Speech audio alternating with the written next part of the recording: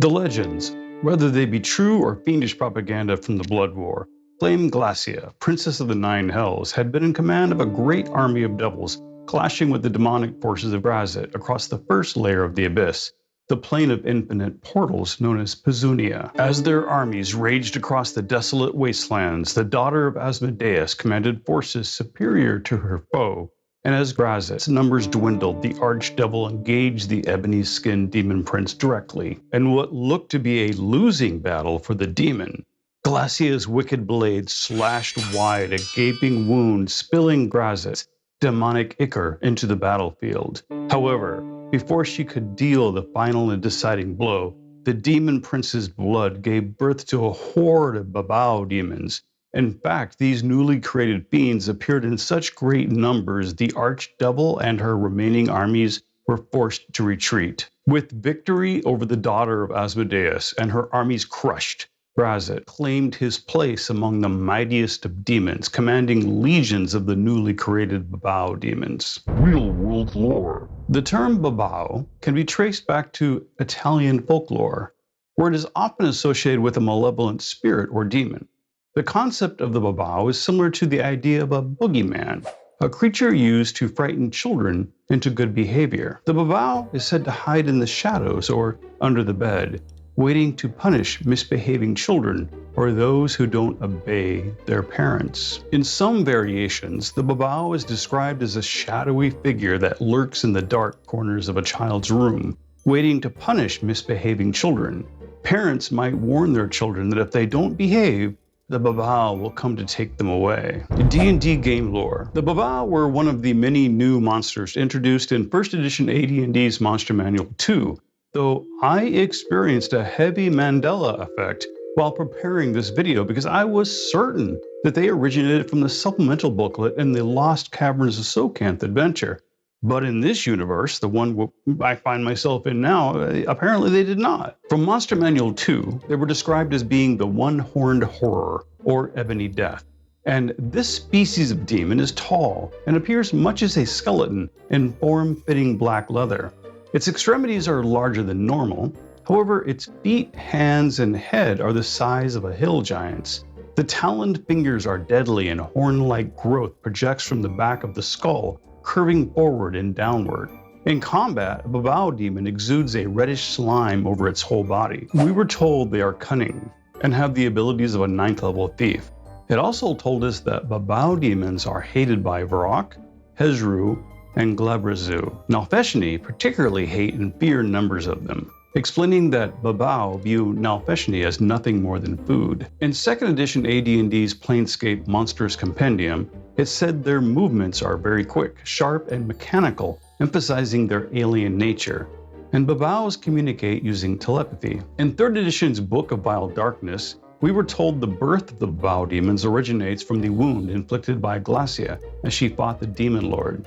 Since Graz'zt was referred to as a Demon Lord rather than Demon Prince, in that version of the myths, the battle must have occurred before Graz'zt had grown into the formidable power we know today. What you ultimately decide is up to you, since the people working on official published content for D&D often can't be bothered to read, learn, and expand on previous lore. For example, in 4th edition, the lore changed again, because of course they did. And we were told Graz'zt was an archdevil invading the abyss when he had been corrupted by the chaos and transformed into a demon. It was then Graz'zt and her armies were dispatched to punish Graz'zt and finish what he started. Just as in the 3rd edition version, the two clashed and the wound from her sword caused Graz'zt to bleed, resulting in the birth of the Babau demons. In that version of the legend, Graz'zt had been an archdevil, though such a designation is contrary to the lore specifically set out by Gygax in his Gord the Rogue books, creator of Graz'zt. Also in the 4th edition version, Graz'zt was simultaneously referred to as both a demon prince and a demon lord, so even the 4th edition designers couldn't keep their own story straight. Regardless of which version of the legend you wish to acknowledge, and even if some details have been twisted or mistaken by countless millennia of warfare between fiends in the Blood War and nerds fighting over editions of the game, it is certain that Graz'zt and Graz'zt fought on Pezunia. She wounded him, and the first Babau demons were born. And now, all Babau demons possess some of Graz'zt's cunning, and most are still loyal to him. As mentioned in my complete Graz'zt lore video, the Prince of the Triple Realm is attended at all times by a squad of fanatically loyal Babau demons. For 5th edition, they first appeared in Bolo's Guide to Monsters, and then later reprinted in the Monsters of the Multiverse. In both books, we are informed the Babau demon has the cunning of a devil and the bloodthirstiness of a demon.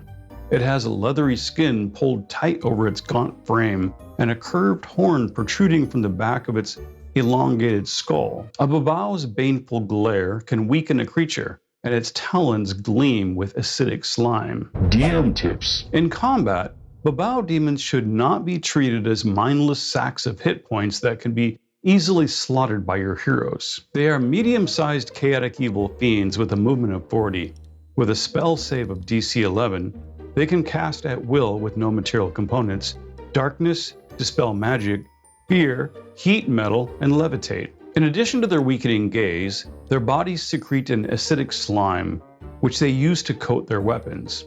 Any grapple attacks made by the Babau should also include the 1d4 acid damage to their victims on a successful hit. Since they have Perception +5 and Stealth +5, this tells us they know how to and will use ambush tactics. In their first AD&D appearance, it said, "It is well known that its preferred mode of attack is to leap upon victims from above." And in the earlier editions, they could fly and polymorph self. They could also summon another Babau demon with a 25% chance of success. Because of their real-world lore as a shadowy boogeyman in previous editions, including it, I would return the polymorph self ability to some exceptional Babau demons. I would also include Babau trained as high-level rogues to act as scouts and assassins.